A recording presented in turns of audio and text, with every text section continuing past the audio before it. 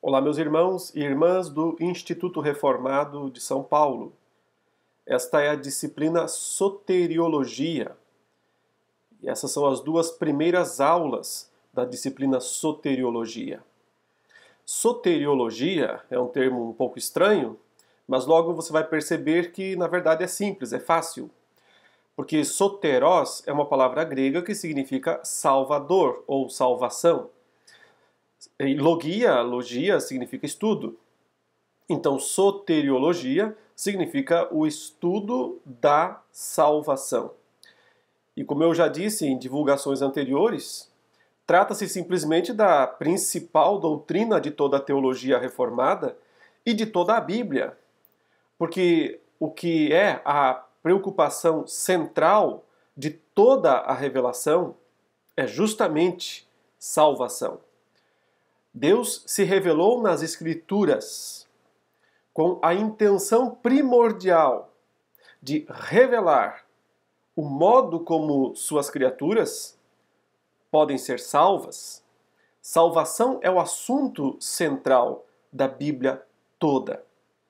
E apesar de ser o assunto que, por um lado, é o mais fácil de todos, porque, afinal, a salvação, segundo a Escritura, é muito simples, é pela graça, mas por outro se torna muito complexo por causa de tudo que está envolvido no que diz respeito à salvação.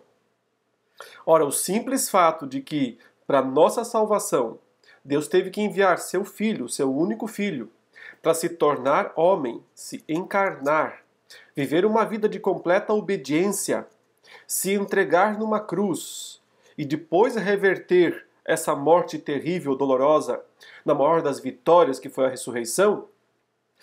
Ou seja, esses eventos todos aqui que brevemente eu descrevi, que são os mais importantes de toda a história, e eles são essencialmente necessários para a salvação, então nós já percebemos que também sim, existem coisas muito complexas, muito profundas no que diz respeito à soteriologia, à doutrina da salvação. E também há coisas difíceis de compreender, que são muito discutidas, disputadas entre os estudiosos, entre as várias tradições cristãs, sobre, afinal, quem tem a prerrogativa na salvação? É Deus? Ou é o homem? É meio a meio? Como que isso funciona? Esses são alguns dos tópicos, alguns dos assuntos que nós temos que tratar nessa disciplina que nós estamos começando justamente agora. Nesta primeira aula, ou videoaula, nós vamos cobrir dois assuntos que estão nos textos que os irmãos têm disponíveis na sala virtual, na sala de aula virtual, e podem baixar esses textos. São esses dois assuntos das aulas 1 e 2, salvação pela graça e união mística. Então, a primeira aula, nós tratamos aqui sobre a salvação pela graça, o conceito fundamental de salvação pela graça. E na segunda aula, trataremos sobre o aspecto relacionado à união mística. Então, vamos iniciar esse assunto. Antes, propriamente dito, de eu falar sobre salvação pela graça, eu quero brevemente falar sobre, de forma introdutória ainda, sobre a salvação como um todo. Nós vamos estudar parte por parte essa salvação ao longo de todo o curso. Mas antes é importante entender que, segundo a fé reformada, a tradição reformada, a salvação é um processo unitário. Veja mais uma vez essas duas palavras, processo unitário. Elas parecem apontar para direções diferentes, não é? Processo da ideia de algo que se desenvolve, algo que é contínuo, algo que pode cobrir, tomar um grande espaço de tempo. Mas unitário dá uma outra ideia, dá uma ideia de uma coisa só. E nós temos que usar essas duas palavras para poder entender a salvação como um todo. Porque se por um lado ela é um processo, ou seja, tem suas partes, por outro, essas partes não são independentes, isoladas, autônomas. Ao contrário, elas são unificadas. Nós vamos ver as várias partes da salvação: regeneração, justificação, santificação, adoção, glorificação. São partes dessa salvação. mas não são partes separadas, individuais, autônomas. Não, elas são unidas, essencialmente unidas. Como uma flor, que tem suas pétalas. E se fôssemos aqui então usar, né, a flor que é o símbolo da fé reformada, como uma tulipa, com as suas várias pétalas, mas que não são independentes. Não pode faltar nenhuma. Se você tirar uma única pétala dessa flor, ela perde sua perfeição, ela perde sua beleza. Não é mais a mesma coisa. Então, a salvação deve ser vista como um processo complexo, cheio de partes. Mas essas partes não são isoladas, não se podem perder. Elas estão ali o tempo todo unidas, formando esse todo indivisível que é a salvação. Ora, é inegável que a Bíblia apresenta uma certa ordem nesse processo que se refere à salvação. Por exemplo, Romanos 10:17, conhecido versículo bíblico que diz que a fé vem pela pregação do Evangelho.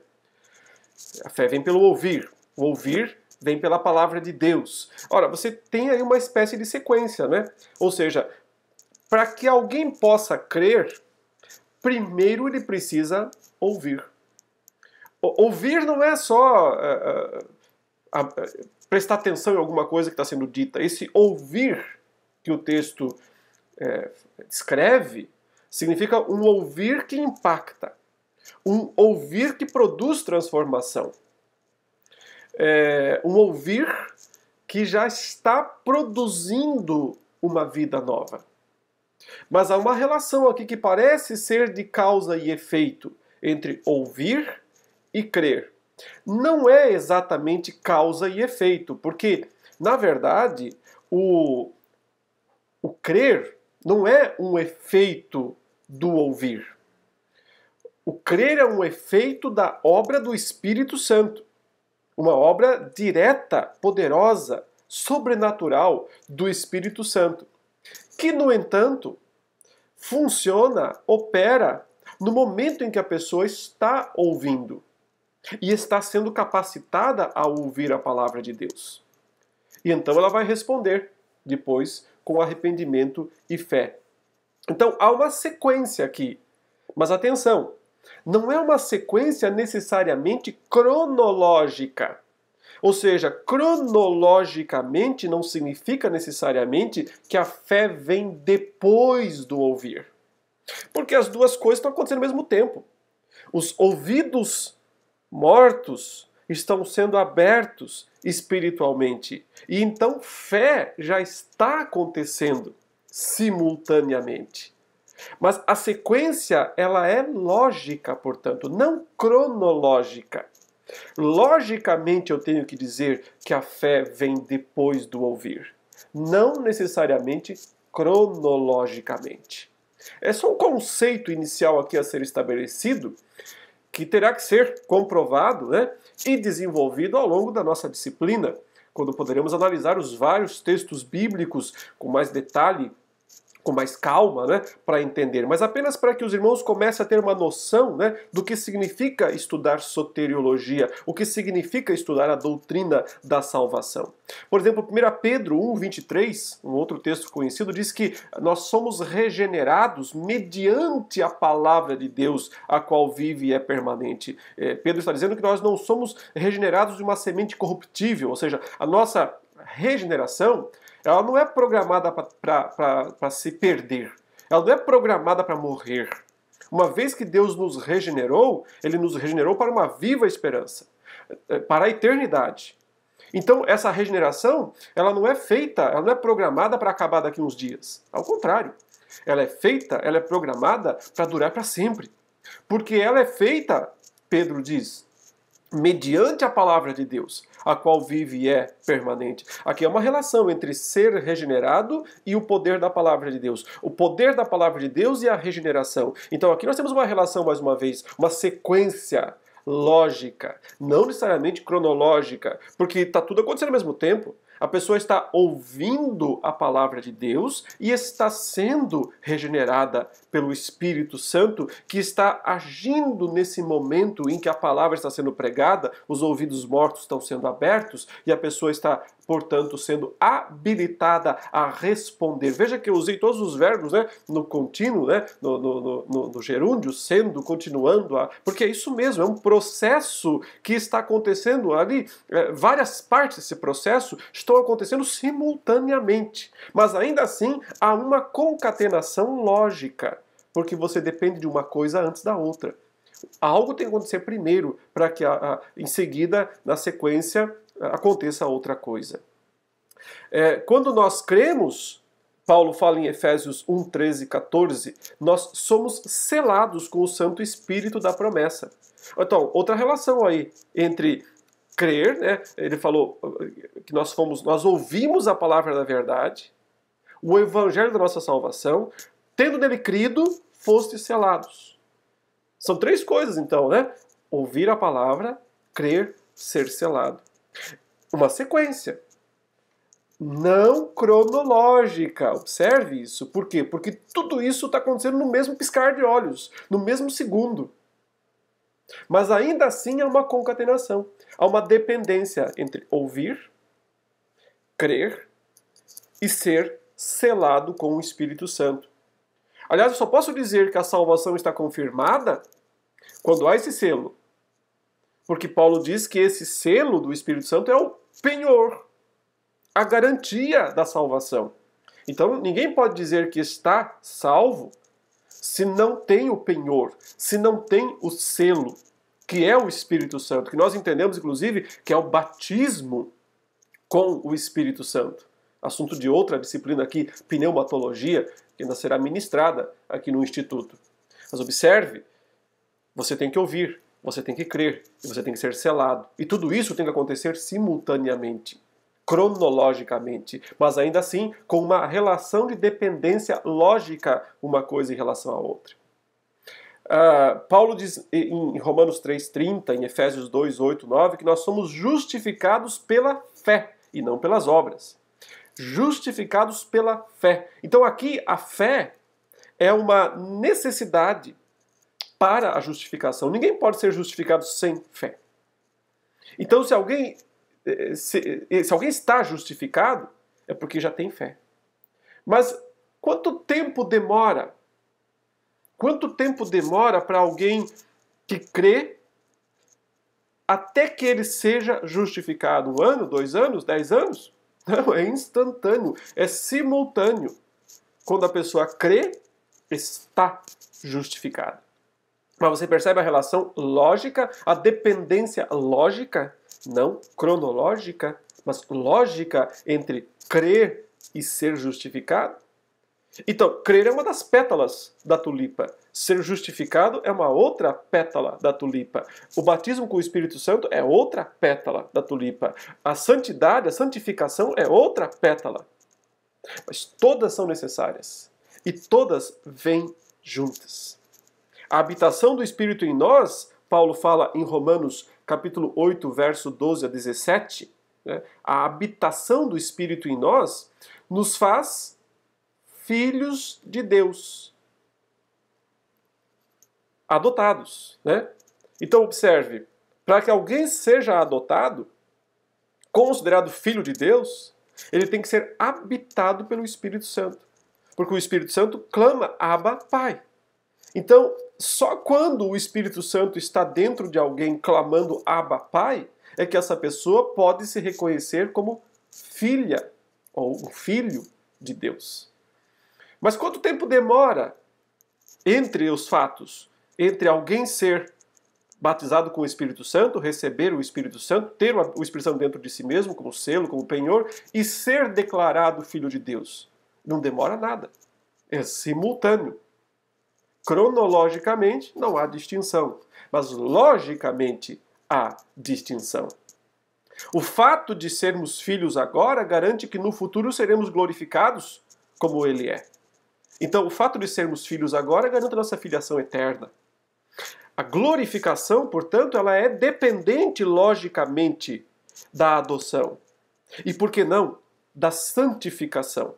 A santificação não pode ser vista separadamente da justificação. Por isso, inclusive, alguns teólogos usam a expressão, né, a relação entre santificação e justificação, dizendo que justificação é a santificação definitiva, instantânea, declarativa. Deus nos declara santos. Portanto, não podemos mais pagar as penas eternas. Mas então inicia um processo, que é a santificação progressiva, que vai levar a vida inteira, até ser consumada, concluída na glorificação. Mas não tem como alguém ser santificado sem ser glorificado. E também não tem como ser glorificado sem ter sido santificado. Por isso é um processo. Mas é um processo unitário, com todas essas partes aí totalmente interligadas, trabalhando em total sincronia. Veja essa passagem de Romanos, capítulo 8, verso 29 e verso 30. Romanos 8, 29 e 30 diz assim: porquanto aos que de antemão conheceu, também os predestinou para serem conformes à imagem de seu Filho, a fim de que ele seja o primogênito entre muitos irmãos. E aos que predestinou, a esses também chamou. E aos que chamou, a esses também justificou. E aos que justificou, a esses também glorificou. Olha que interessante essa passagem, quanta coisa importante ela nos ensina. Primeiro porque ela nos mostra as pétalas, algumas, né? Não todas, mas algumas das pétalas dessa salvação, que é um processo, mas ao mesmo tempo é um processo unitário. Veja que ele diz que Deus predestinou aqueles que ele conheceu. Aos que ele conheceu, a esses ele predestinou. Lá na eternidade, portanto. Aos que predestinou, a esses também chamou. O chamado quer dizer o momento em que o evangelho foi pregado. Aula 3, aula 4, na 3 e 4 nós vamos falar sobre chamado, regeneração, entrando nesse aspecto específico. Mas observe, a predestinação foi feita na eternidade. O chamado é aqui, no tempo e no espaço. Em algum momento da sua vida, Deus chamou você para a salvação. Então você teve o arrependimento, teve fé, né, que são as outras pétalas aí desta tulipa, desta grande flor maravilhosa que é a salvação que Deus planejou. A esses também chamou.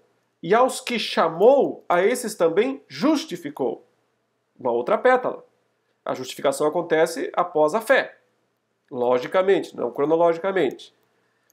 Aos que chamou, a esses também justificou. E aos que justificou, ou seja, declarou justo, a esses também glorificou, que é o último estágio. Aqui nós temos o primeiro estágio, predestinou, e o último estágio, glorificou. A primeira pétala e a última pétala. Predestinou, glorificou. E o que está no meio? O chamado é a justificação. Claro que tem outras pétalas aqui que Paulo não colocou. Adoção, batismo com o Espírito, certo? Fazem parte dessa grande flor. Mas Paulo colocou os principais aqui. É suficiente para entender que, na verdade, né, a obra da salvação divina cobre a história inteira, de eternidade a eternidade. Do passado, na predestinação, na eternidade passada, até no futuro, na glorificação, na eternidade futura. Mas observe algo muito importante aqui nesta passagem. Veja os verbos. Veja o tempo verbal. Tudo passado. Chamou, né, predestinou, chamou, justificou, glorificou. Por quê? Por que Paulo coloca no tempo passado? Porque, da perspectiva de Deus, já são fatos contados. Eles não podem ser mudados. A salvação, na salvação, não pode faltar nenhuma pétala. Todas as partes estão preparadas, planejadas e incluídas na nossa vida. E é por isso que não dá para pensar que Deus possa predestinar alguém, mas não chamar esse alguém. Ou chamar esse alguém, mas não justificar esse alguém. Ou justificar, mas como muitos acreditam hoje em dia, não glorificar. Abandonar no meio do caminho, abandonar no meio da estrada, e a pessoa então ela vai perder a sua salvação num certo momento e não vai chegar até o final. Se isso fosse possível, a salvação não seria um processo unitário. Se isso fosse possível, não seria uma flor perfeita. Pétalas faltariam, poderiam faltar, mas elas não faltam. Por que elas não faltam? Porque a prerrogativa da salvação não é nossa, mas é de Deus. Porque o autor da salvação não é o homem, mas é Deus. Porque aquele, Paulo fala aos Filipenses capítulo 1, verso 5, que começou boa obra em vós, predestinou, chamou, há de concluí-la. Justificou, glorificou, até o dia de Cristo Jesus. É daí que nós entendemos, né, quão perfeita, planejada, preparada é a obra de Deus, a obra divina da salvação. Então, meus queridos, isso é só uma introdução aqui, né, para que a gente se lembre sempre que o Senhor é o Senhor da salvação. É o nome de Jesus Cristo, né? Jesus, Salvador. Salvação não é prerrogativa minha ou sua. Salvação é assunto de Jesus. O nome dele já diz isso. Já diz o que ele é, quem ele é. Ele não está apenas oferecendo uma salvação possível. Ele está concretizando uma salvação perfeita. É isso que significa dizer que a salvação é um processo unitário. Agora passemos a tratar especificamente da primeira aula, que fala sobre a salvação pela graça. A salvação pela graça. Por que é tão difícil para muitas pessoas entenderem salvação pela graça, hein? Não é de hoje. Ao longo de toda a história, as pessoas vêm lutando com esse conceito. E muitas, né, têm feito experiências, têm tentado encontrar maneiras de salvar a si mesmas. É só lembrar das indulgências, lá no século XVI, que de certa forma deram origem à Reforma Protestante, né? A Reforma só começou com Martinho Lutero, porque ele se revoltou contra a pregação romana, católico-romana, das indulgências. Mas o que eram as indulgências? Você sabe. Eram atalhos para o céu. Por que atalhos para o céu? Porque a teologia católica, até hoje, e sempre foi assim, ela entende que existem 3 lugares: o céu, o purgatório e o inferno. Para o inferno só vão os piores pecadores, né, os piores de todos. Para o céu, só os santos. Então, a grande massa vai para o purgatório, para ficar lá purgando os seus pecados pelo tempo necessário que Deus julgar. Um dia vão sair de lá e vão para o céu. Isso pode tomar milhares de anos, talvez. Qual é a grande notícia que o catolicismo teve para dar para as pessoas naqueles dias? Ora, dá para antecipar a saída. Dá para sair mais cedo do purgatório. Em vez de ficar 3.000 anos, ficar só uns 10, 15. Não é uma boa coisa? Não é um bom negócio? E como é que faz então? O Papa pode liberar, ele tem as chaves de São Pedro, ele pode abrir os cofres celestes cheios de méritos conquistados por Jesus, pelos santos, pela Virgem Maria, e compartilhar um pouco desses méritos com o seu povo, com as pessoas aqui neste mundo. Né? Quando você lê as 95 teses de Lutero, que ele colocou lá na porta do castelo, da igreja do castelo de Wittenberg, e uma das 95 teses diz assim: então por que ele não dá para todo mundo, né? Porque ele favorece só os ricos, só os que podem pagar, porque já que ele tem o poder de liberar todo mundo do purgatório, por que não faz uma boa ação e libera todo mundo do purgatório? Bom, mas aí ninguém também foi questionar isso, porque ele é o dono da chave, ele faz o que ele quer. Ele decidiu que ele vai dar para aqueles que pagam. Então você pode pôr a mão no bolso e pagar para se livrar da pena temporal do purgatório, não da pena eterna, ou seja, se for para o inferno já era, não tem o que fazer. Do purgatório o Papa pode dar um jeito. Ora, então, pense bem, era um bom negócio, não era? Alguém diria, para ambas as partes. Sim, principalmente para a primeira, que é quem está recebendo o dinheiro, evidentemente. Mas a segunda, na sua visão de mundo, na sua cosmovisão, todo mundo tem uma certa cosmovisão, na sua cosmovisão é um bom negócio também. Por quê? Porque ela pensa o seguinte: é tão difícil, né, ser salvo, é tão difícil cumprir todos os regulamentos, obedecer todas as leis, não pecar, seguir direitinho todas as prescrições da igreja, é tão difícil fazer isso. Então é mais fácil colocar a mão no bolso e pagar uma certa quantia para comprar algo que é tão difícil, né, de conquistar. Na mente da pessoa, é um bom negócio. Por isso que os cofres da igreja se encheram. Todo mundo queria mesmo comprar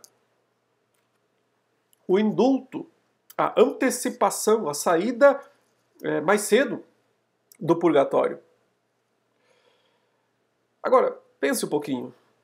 É muito diferente do que acontece hoje em dia nas igrejas evangélicas? Por acaso as pessoas também não vão lá e pagam, compram favores divinos? Elas não estão pensando muito no purgatório, não acredito nisso. E nem mesmo no céu e no inferno, porque a maior parte das igrejas atuais não fala nem de céu nem de inferno. Só fala de riqueza, prosperidade, saúde, felicidade, né, aqui nesse mundo. Então as pessoas vão lá e fazem um negócio também, que também é um bom negócio. Para ambas as partes. Para a primeira mais, evidentemente, que é quem recebe todos aqueles sacos cheios de dinheiro que tem que levar até de helicóptero.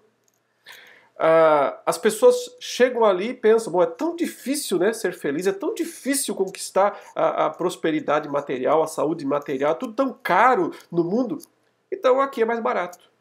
Se eu pago aqui, eu dou aqui uma certa quantia, eu serei abençoado. A mentalidade é um bom negócio, mas deixa eu dizer, é um péssimo negócio. É um terrível negócio. E por dois motivos. Tanto os medievais quanto os atuais estão fazendo um péssimo negócio quando fazem isso. Primeiro motivo, porque estão tentando comprar algo que é impagável. Ninguém poderia pagar pelo favor divino. O preço simplesmente seria absurdo. Simplesmente seria impossível de ser pago. O que nós temos de melhor para oferecer a ele são trapos de imundícia, que é a linguagem de Isaías. As nossas melhores obras, nossas melhores coisas não passam de trapos. Então, comparando com o tesouro que as pessoas estão querendo comprar, sejam aqueles que querem comprar o favor eterno, sejam aqueles que querem comprar o favor temporal, simplesmente não teria recurso para isso. Então, aqui está o primeiro problema. Seria caro demais se fosse para pagar. Mas a ironia da história é que estão tentando fazer um atalho para o caminho mais curto que existe. Ele não precisa de atalhos, porque ele é de graça.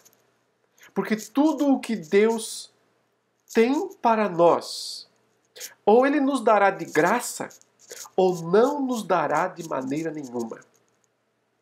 Mas é de graça. É totalmente de graça.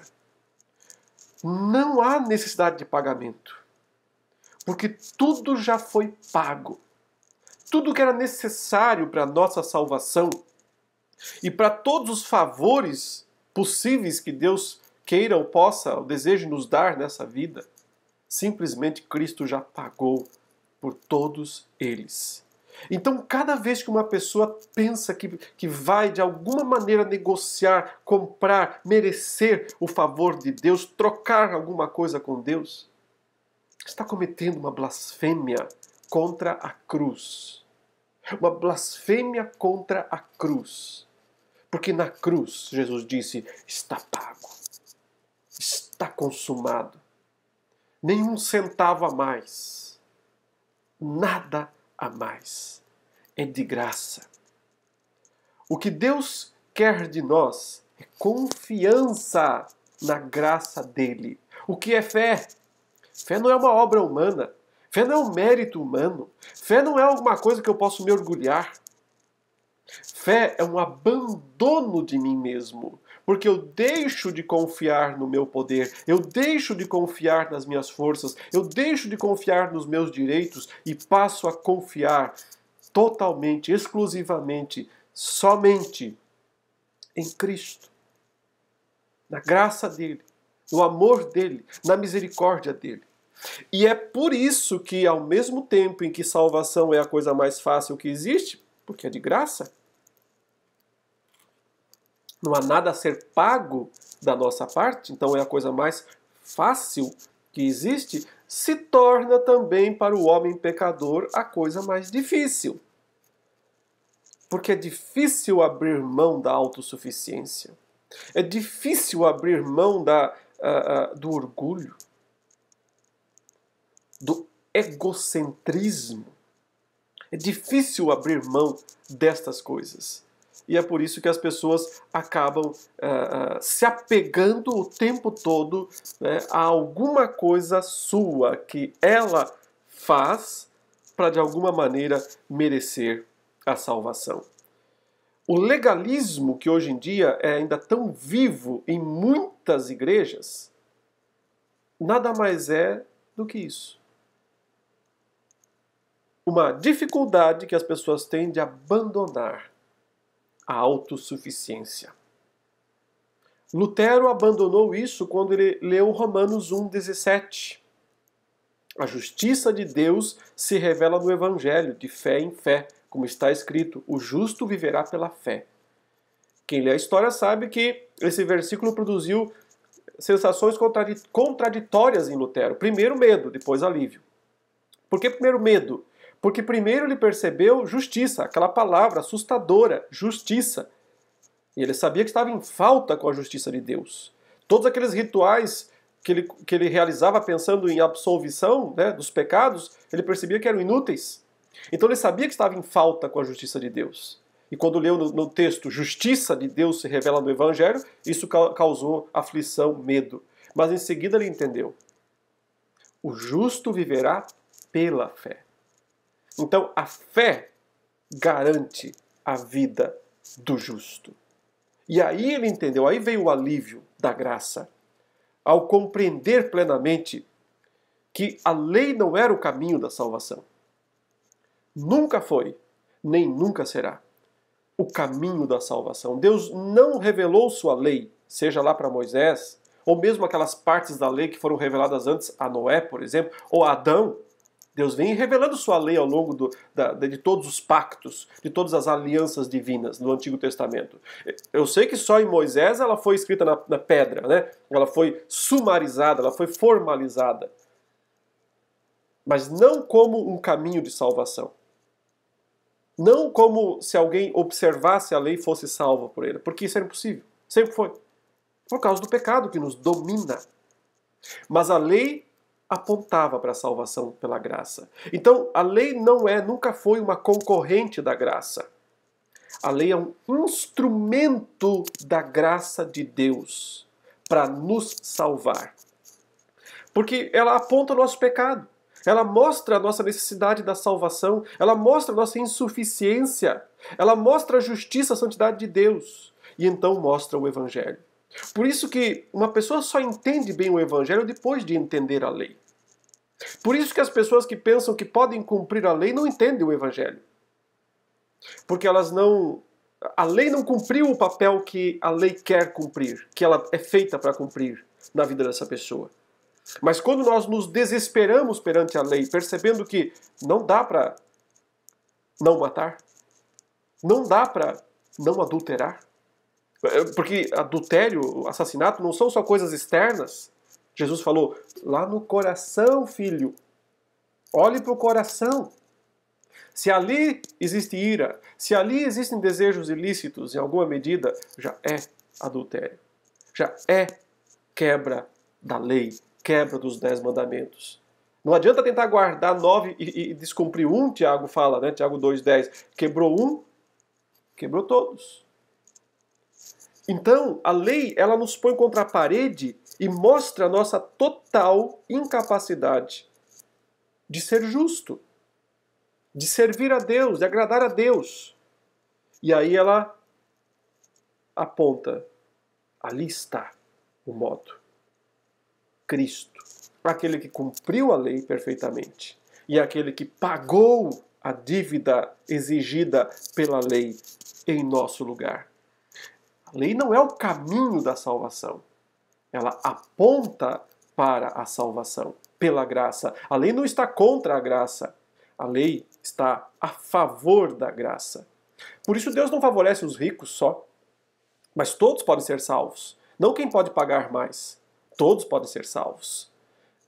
Por isso, todos são igualmente pecadores, mas podem igualmente ser salvos diante de Deus, pela graça de Deus. Não existe depósito de méritos da igreja. Apenas Cristo tem mérito suficiente para salvar a todos nós. É de graça. A fé não é uma obra ou um mérito pessoal, é um dom de Deus. Por isso, num certo sentido, nós não somos justificados pela fé, mas pela graça. É a graça que nos justifica. Por meio, por intermédio, usando como instrumento a fé, que também é um dom de Deus. Não fazemos uma troca com Deus, não oferecemos a Ele a nossa fé, e Ele nos dá em troca a salvação. Não é isso, não. Não é um negócio. Ele nos dá a fé que nos capacita a sermos salvos. Porque salvação é assunto de Deus, é coisa de Deus, é coisa de Cristo, é coisa de Jesus, Jesus, Salvador, Jesus.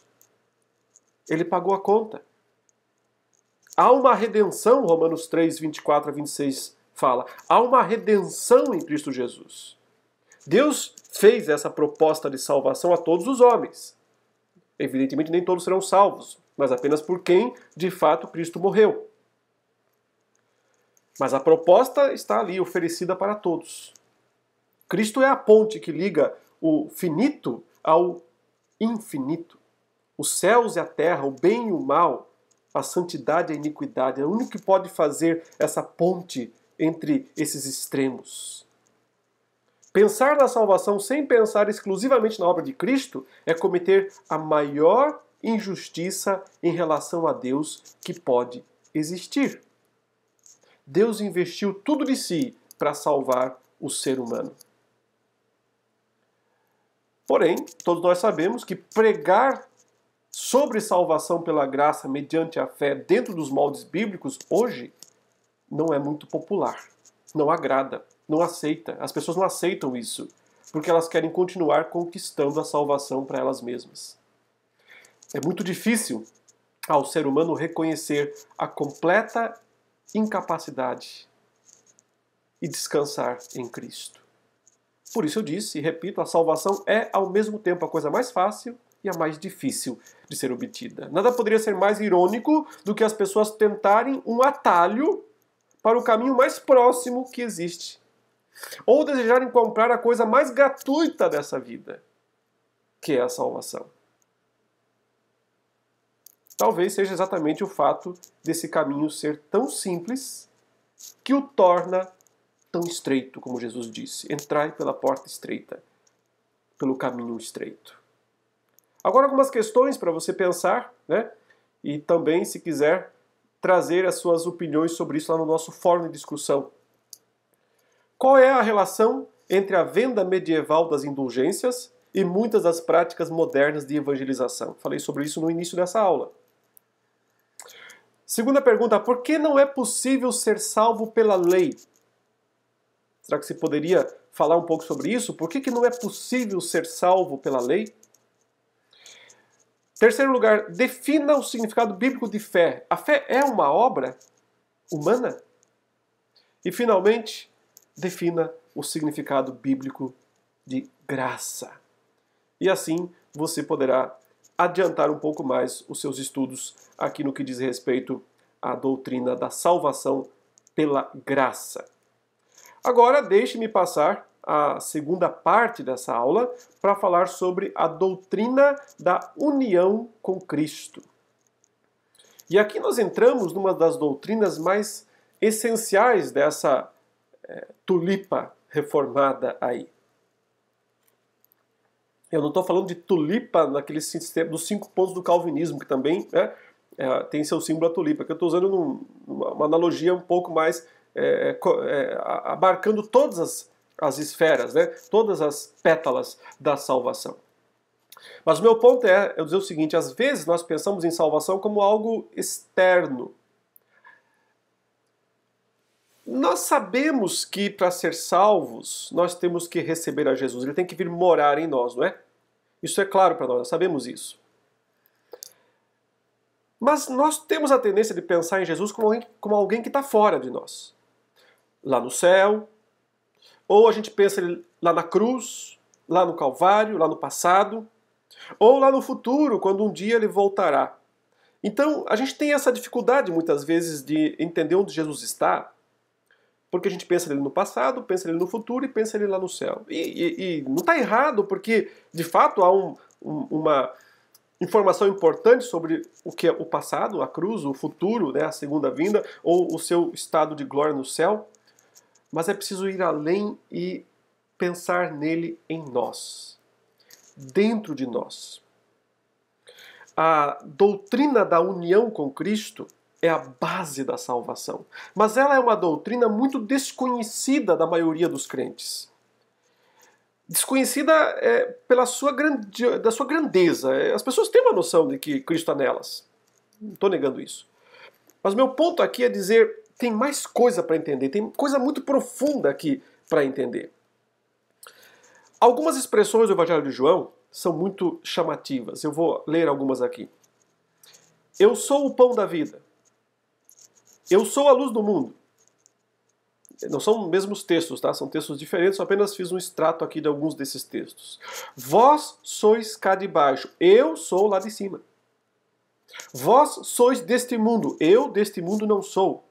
Por isso eu vos disse que morrereis nos vossos pecados. Porque se não crerdes que eu sou, morrereis nos vossos pecados. Eu sou a porta das ovelhas. Eu sou o bom pastor. Eu sou a ressurreição e a vida. Eu sou o caminho, a verdade e a vida. Ninguém veio ao Pai senão por mim. Eu sou a videira verdadeira. Acho que já ficou claro para você, não ficou? O que isso quer dizer? Você observa a centralidade de Jesus, a singularidade da pessoa dele. Eu sou. Isso nos faz pensar em Moisés diante da sarça. Quem eu vou dizer que me mandou? Quem está me mandando? Vão me perguntar lá no Egito, né, quando eu vou tentar libertá-los, mas quem mandou você? Deus diz, eu sou o que sou. Este é meu nome. Eu sou o que sou. Que é a raiz, né, em hebraico, isso é a raiz do nome Yahvé, que é o nome de Deus. Jesus, quando diz, se não crerdes que eu sou, morrereis nos vossos pecados, ele está dizendo, eu sou Yahvé.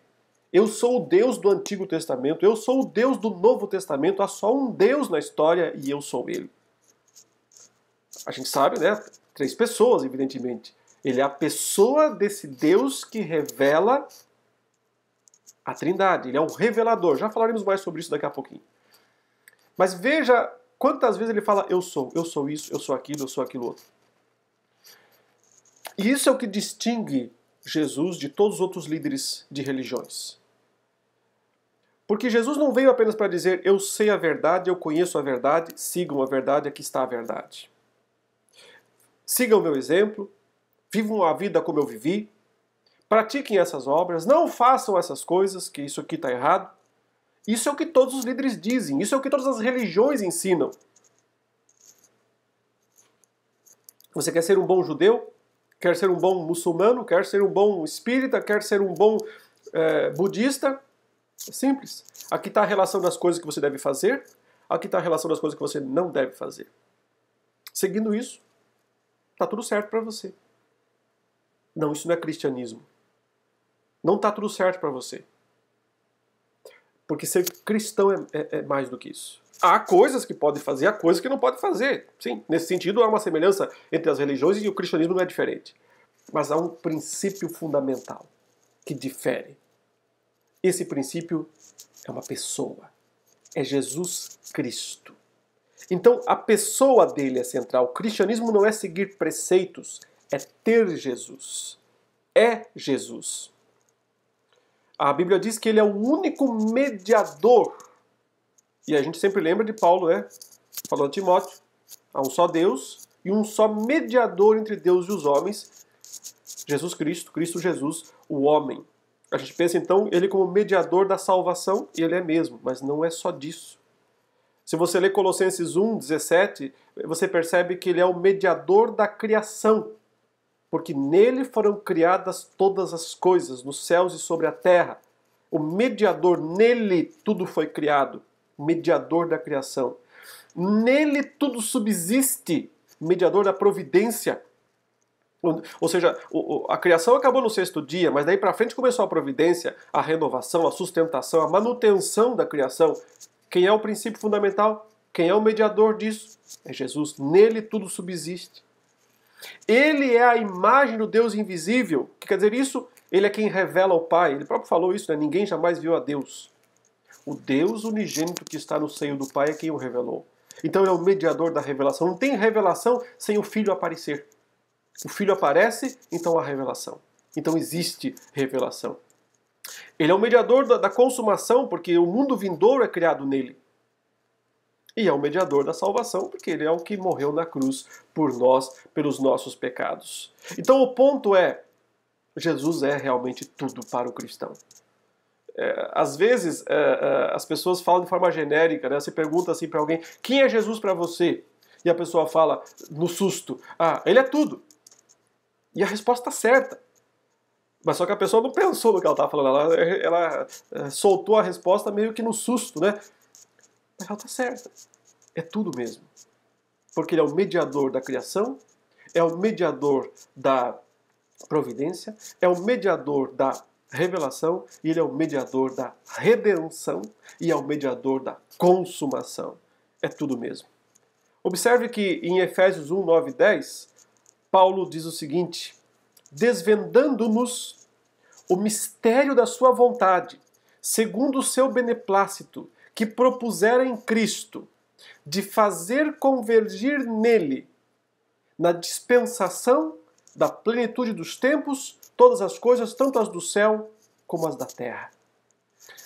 Texto formidável, interessante, né? Diz assim, que Deus teve um plano, um propósito eterno, de, num certo momento da história, fazer todas as coisas convergir nele. Ele já é o mediador de todas as coisas, mas num dado momento da história, todas essas coisas vão convergir nele. E isso é fundamentalmente apontado para a cruz. Na cruz, o mundo converge, céus e terra convergem. A cruz, ela se ergue, né? Ela liga os céus e a terra verticalmente, horizontalmente, ela alcança todos os povos, as tribos, línguas, nações. A ideia é, tanto horizontalmente quanto verticalmente, tudo converge para o centro. No centro está Cristo, o Cristo crucificado. Tudo converge nele. Tudo na salvação, meus irmãos, depende inteiramente de Jesus. Por isso a Bíblia não diz que ser salvo significa imitar a Jesus. Tem pessoas que pensam que é fazer o que Jesus fez, então eu vou ser salvo. Ser salvo não significa imitar a Jesus, mas receber a Jesus e continuar andando em Jesus. João disse de modo inequívoco, Deus nos deu a vida eterna. E esta vida está no seu Filho. Aquele que tem o Filho tem a vida. Aquele que não tem o Filho de Deus não tem a vida. Percebe como tudo é simples? O que é ter a vida eterna? É ter Jesus. É Jesus estar em nós. É nós estarmos unidos a Ele. De maneira sobrenatural, misteriosa, mística, como estamos usando aqui o termo, e já vamos explicar mais um pouquinho o que isso quer dizer. Então, salvação é ter Jesus. Salvação é o que Paulo disse aos Colossenses. Como recebestes Cristo Jesus, o Senhor, assim andai nele. Nele radicados e edificados e confirmados na fé, tal como fostes instruídos, crescendo em ação de graças. Você vê o que é salvação? É Cristo do começo ao fim.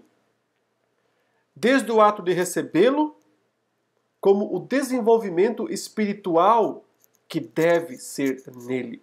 Veja outra vez aqui a figura. como recebestes Cristo Jesus o Senhor, assim andai nele. Nele radicados, é a raiz, né? Que está ali fincada, né, na terra, no solo que é Jesus, edificados, que é a figura da construção civil, né, a planta, a casa crescendo, confirmados, a ideia de telhado, né, na fé, como fossem instruídos, crescendo em ação de graças. Um prédio que sempre cresce, que nunca para de crescer. Santidade, santificação, ela nunca para, ela é contínua, ela é progressiva. Cristo é o fundamento da santificação, como é o fundamento da conversão. Então vamos lá, então estar unido a Cristo significa que Deus não nos vê de modo independente de Jesus. Significa que a nossa vida é enxertada em Cristo, ou que Cristo foi formado dentro de nós. E aqui é muito interessante, né? Porque é meio paradoxal, mas ele usa essas duas, na Bíblia, essas duas ilustrações. Nós nele, ele em nós. Nós enxertados nele, ele formado dentro de nós. Gálatas 4,19, meus filhos, Paulo fala, por quem de novo sofro as dores do parto, até ser Cristo formado em vós. Uma expressão extraordinária, né? Uma vida, ele está usando uma expressão de dar à luz, de nascer, de gerar. Cristo tem que ser gerado dentro de nós. Tem que nascer dentro de nós. Isso é extraordinário, isso é espetacular. A vida dele passa a estar em nós, brotando dentro de nós. E ao mesmo tempo, nós enxertados nele. Assim passamos a fazer parte de tudo que Cristo é, como se mergulhássemos nele. Paulo fala que somos ramos que foram enxertados na oliveira. Antes éramos oliveira brava, mas agora fomos enxertados e passamos a desfrutar do sustento da raiz, da seiva da oliveira, né? Romanos 11:17. E Jesus falou em João 15, eu sou a videira verdadeira, vós os ramos. Ramo ligado na videira. Separado é seco, morre. Ligado na videira, produz muito fruto. Porque sem mim nada podeis fazer. Então, o ponto é, nós somos enxertados nele, ele é formado dentro de nós. São figuras que a Bíblia usa para mostrar essa união mística, essa coisa extraordinária que é a nossa união com Cristo. E que garante a frutificação da nossa vida. Então, a doutrina da união com Cristo significa que em tudo que é necessário para a nossa salvação, Deus nos tornou um com Jesus. Como nosso representante diante de Deus, ele viveu uma vida de obediência que passa a ser nossa. Morreu pelos pecados, de modo que podemos dizer que também morremos. Ressuscitou e nos fez ressuscitar com ele. Nós nos tornamos participantes de toda a vida e obra de Jesus. De modo que é como se Deus olhasse para nós e visse apenas seu Filho. Apenas Jesus. A isso os teólogos chamam de união mística. Porque é uma união efetivada pelo Espírito Santo. De maneira misteriosa, sobrenatural, não é produzida pelo homem. É uma união, é uma ligação, é um casamento misterioso de Cristo com o seu povo, de Cristo com a sua igreja, com a sua noiva. Mas é uma coisa pessoal, individual. Tem a parte corporativa, Cristo cabeça da igreja, mas tem a parte individual, ele formado dentro de nós enxertados nessa oliveira maravilhosa. Então, rapidamente eu vou abordar, até porque tudo está escrito detalhadamente no texto da aula, mas eu quero abordar esses 4 aspectos da nossa união com Cristo. Primeiramente, destacando o passado, na eternidade. Predestinação só existe porque Deus decidiu nos unir a seu Filho Jesus. Veja essa passagem de Efésios, capítulo 1, versos 3 até aos 6, e eu quero chamar a sua atenção para quantas vezes aparece no texto a expressão nele, através dele, para ele, por meio dele, que são termos que nos ajudam a entender a doutrina da união com Cristo. Depois você vai perceber que isso está na Bíblia inteira, você vai perceber quantas vezes nas cartas paulinas aparecem expressões assim. A gente às vezes lê a Bíblia e não para prestar atenção nos detalhes. Mas quantas vezes aparece nele, por ele, através dele, por meio dele? Bendito o Deus e Pai de nosso Senhor Jesus Cristo, que nos tem abençoado com toda a sorte de bênção espiritual nas regiões celestiais em Cristo. Ou seja, se tem alguma bênção para nós lá no céu, ela está em Cristo.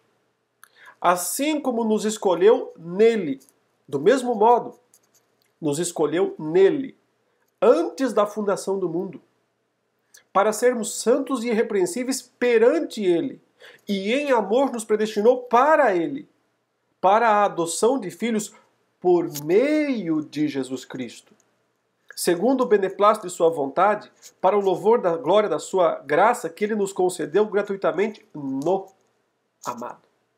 Percebe quantas vezes? Todo o pacote aí da predestinação, a razão de ser, o propósito de ser, para onde vai, tudo é nele, em Cristo. A base bíblica para a doutrina da eleição é a união com Cristo. Por isso Huckman, naquele livro Salvos pela Graça, que é um excelente livro para ser lido, ele diz: a nossa união com Cristo vai de eternidade a eternidade. Da eternidade passada à eternidade futura. Ou seja, a nossa história com Cristo não começa na conversão, começa antes da fundação do mundo, quando Deus decidiu escolher um povo. E não um povo só genericamente, mas indivíduos desse povo. Tem um lado corporativo, mas sempre tem um lado individual também. Ele escolhe o corpo, mas escolhe os membros, para fazer parte do cabeça, ou da cabeça, que é Cristo Jesus.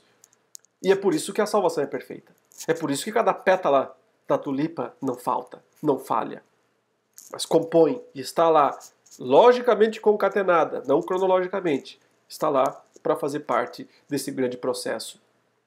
Em segundo lugar, nós temos que observar a doutrina da união com Cristo, a união mística, nos eventos relativos à morte, à ressurreição, à ascensão de Jesus. Vários textos da palavra de Deus descrevem Jesus morrendo, ressuscitando e subindo aos céus e nos incluem nisso. E isso é um ponto formidável, interessante, não é? Porque a gente tem a tendência de pensar nesses fatos como externos, como lá do passado, que não tem relação direta conosco, exceto por consequência.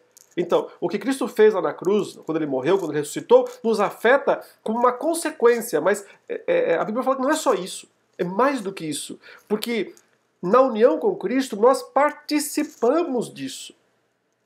Olha o que Paulo fala aqui em Romanos 6, de 4 a 6. Fomos, pois, sepultados com ele na morte pelo batismo, para que, como Cristo foi ressuscitado dentre os mortos pela glória do Pai, assim também andemos nós em novidade de vida. Porque se fomos unidos com ele na semelhança da sua morte, certamente também o seremos na semelhança da sua ressurreição. Sabendo isto, que foi crucificado com ele o nosso velho homem, para que o corpo do pecado seja destruído e não sirvamos o pecado como escravos. Olha, a gente morreu com Cristo, a gente foi sepultado com Cristo, a gente ressuscitou com Cristo. E Paulo vai além disso. Olha, em Efésios capítulo 2, verso 6, ele diz: e juntamente com ele nos ressuscitou e nos fez assentar nos lugares celestiais em Cristo. Cristo ressuscitou e subiu à destra do Pai, não foi? Nós fomos juntos. É interessante ele dizer isso. Nós fomos juntos. Porque tudo que Cristo fez é nosso. É experiência nossa também, misticamente, misteriosamente, sobrenaturalmente. Mas, adivinhe só, aí está a base da santificação, Paulo vai dizer em Colossenses 3. Já que Cristo está lá em cima e nós estamos lá com ele, espiritualmente falando, buscai as coisas lá do alto. O que é ser santo? Abandonar as coisas aqui da terra, porque nós não somos mais daqui. Buscar as coisas do alto, porque nós estamos com ele lá no céu. Então veja, quão importante é a doutrina da união com Cristo. Ela é a base da eleição eterna. Ela é a base da salvação conquistada por Cristo na sua morte, na sua ressurreição, na sua ascensão. E ela é a base, já entrando no próximo tópico, da vida cristã. Porque santidade só existe a partir do momento em que eu estou unido a Cristo. Então eu já estou definitivamente santificado, ou seja, justificado, declarado justo, e está garantida a progressividade, a praticidade dessa santificação na minha vida até o retorno de Jesus. Toda a vida cristã é decorrente da união com Cristo. Em 2 Coríntios 5,17, e assim, se alguém está em Cristo, é nova criatura. As coisas antigas já passaram, eis que se fizeram novas. Se alguém está em Cristo, unido a Ele, dentro dele, Ele dentro de nós, aquelas duas metáforas, aquelas duas figuras. então é uma nova criatura. Então o passado acabou. Então o futuro se abre perante essa pessoa, os céus se abrem para ela, o novo céu e a nova terra estão descortinados perante ela. Ela pode viver uma vida que não é mais presa ao passado, que não é mais presa à terra, ao mundo decaído, mas que pode usufruir das benesses do mundo por vir, do mundo vindouro. Gálatas 2, 19 e 20, Paulo fala: estou crucificado com Cristo, outra vez. Logo, já não sou eu quem vive, mas Cristo vive em mim. E esse viver que agora tenho na carne, vivo pela fé no Filho de Deus que me amou e a si mesmo se entregou por mim. Estou morto, mas estou vivo. Estou morto porque morri com Cristo. Estou vivo porque ressuscitei com Cristo. Então, em última instância, não sou mais eu quem vive. Ele vive em mim. É a vida dele, foi plantada, foi gerada em mim e ela só pode crescer até que eu experimente plenamente o mundo vindouro. Então, toda a vida cristã depende de estar em Cristo.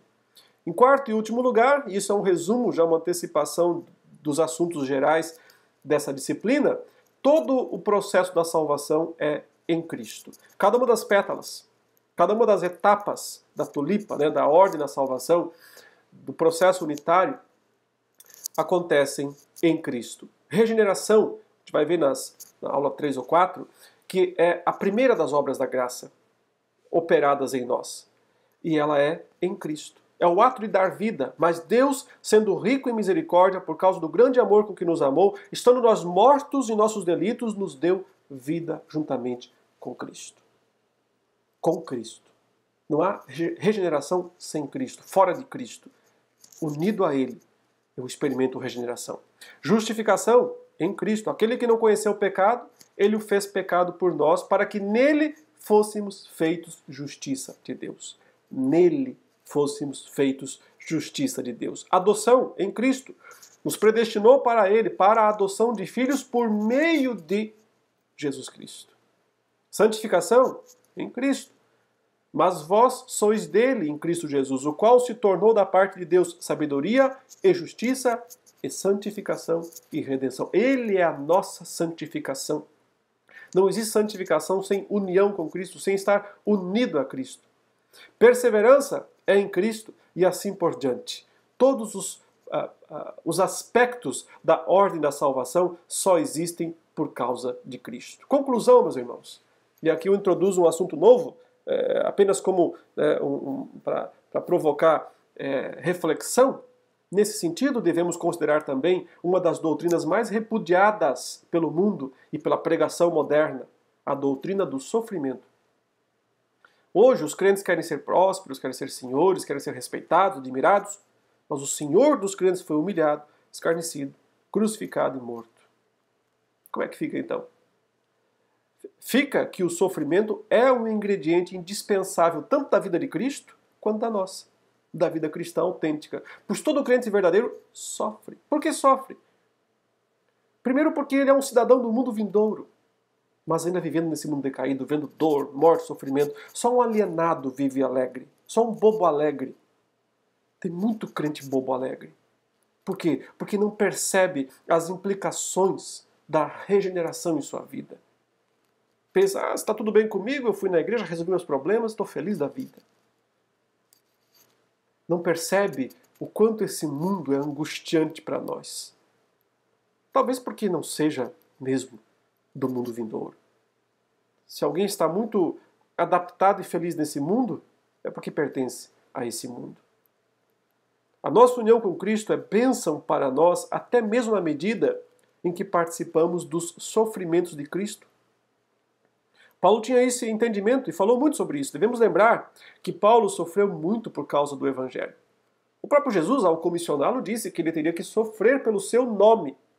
Em quase todos os lugares por onde passou, Paulo enfrentou perseguições, afrontas, dores físicas, sofrimentos espirituais. Leia 2 Coríntios 11, 24 a 29, a famosa lista de horrores. Biografia de um apóstolo. Uma lista de horrores. Ele entendia que a sua vida de sofrimento nada mais era do que uma bênção de poder imitar a Cristo. Por isso dizia que seu alvo era, e aí Filipenses 3, 9 a 10, ser achado nele, não tendo justiça própria que procede de lei, senão a que é mediante a fé em Cristo, a justiça que procede de Deus, baseada na fé, para o conhecer e o poder da sua ressurreição e a comunhão dos seus sofrimentos, conformando-me com ele na sua morte. Paulo queria experimentar cada vez mais a comunhão com Cristo no sofrimento e por essa razão dizia-se regozijar. Agora me regozijo nos meus sofrimentos por vós e preencho o que resta das aflições de Cristo na minha carne a favor de seu corpo, que é a igreja. Pedro tinha esse mesmo entendimento. Alegrai-vos na medida em que sois coparticipantes dos sofrimentos de Cristo, para que também na revelação da sua glória vos alegreis exultando. Se pelo nome de Cristo sois injuriados, bem-aventurados sois, porque sobre vós repousa o Espírito da glória e de Deus. Então, todo sofrimento que os cristãos tiverem que enfrentar nessa vida, e que não forem, obviamente, em decorrência de seus próprios pecados, são para a glória de Deus e motivo de regozijo. A nossa união com Cristo nos leva também a sofrer como Ele sofreu. Isso é uma bênção para nós, para o nosso crescimento espiritual. O sofrimento nos torna mais parecidos com Ele, nos faz mais submissos e mais dependentes da vontade de Deus. Uma questão de buscar, não é uma questão de buscar o sofrimento, masoquismo, não é isso. Mas de estar preparado para Ele, se tiver que passar, para a glória de Deus. Uma outra consequência da nossa união com Cristo é a comunhão com os irmãos. Na igreja se fala muito que deve ter comunhão, que as pessoas têm que viver unidas entre si, mas quase sempre o fundamento da comunhão da igreja são amenidades. É uma tarefa, é um evento, é um café, é uma comida. Não sou contra essas coisas, mas o ponto fundamental é que se esquece que comunhão só existe porque tem um cabeça, um corpo e membros. Membros precisam estar juntos, porque dependem da cabeça. Então, Cristo é o fundamento da união entre os irmãos também. Finalmente, irmãos, devemos lembrar que a união mística é misteriosa, pois estamos falando de algo sobrenatural que não pode ser completamente racionalizado, ou sequer explicado. Charles Hodge, aquele famoso teólogo presbiteriano do século XIX, tem palavras próprias para isso. É-nos suficiente saber que Cristo e seu povo são realmente um. São tão verdadeiramente um como a cabeça e os membros do mesmo corpo. E pela mesma razão, são envolvidos e animados pelo mesmo Espírito. Não se trata meramente de uma união de sentimentos, ideias e interesses.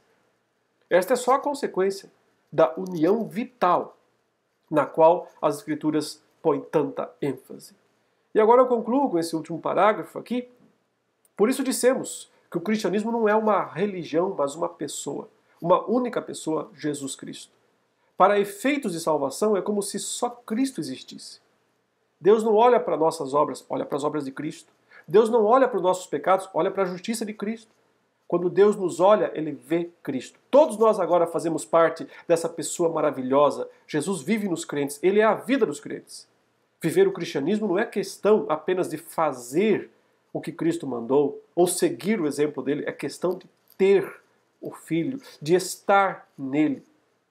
Cristo é o tesouro maior que temos. Nada se compara aos benefícios que temos nele. A pior situação que alguém pode ter é de estar sem Cristo. Paulo fala que os crentes de Éfeso, antes de conhecerem a verdade, estavam sem Cristo, separados da comunidade de Israel, estranhos à aliança da promessa, não tendo esperança nem sem Deus no mundo. Estar sem Cristo é não dispor de nenhuma das bênçãos de Deus. Mas em unidade com Cristo, dispomos de uma nova identidade. A identidade de Jesus. Por isso o cristianismo não é uma religião, é uma pessoa, Jesus Cristo. A pergunta que todos nós temos que responder é: estamos nele? Ele está em nós? Então vamos entender mais as implicações desta unidade fundamental. A base de toda essa tulipa, de toda essa salvação conquistada, planejada, preparada, consumada por Cristo para nós. É a nossa união com Ele. Por hoje é só, meus irmãos. Espero ter ajudado a entender um pouco mais sobre essas duas aulas. Agora você vai para o fórum e faz suas perguntas, tira suas dúvidas, dá suas contribuições, para que todos juntos possamos aprender um pouco mais o que significa a salvação pela graça, o que significa união com Cristo. Deus abençoe a todos e até a próxima.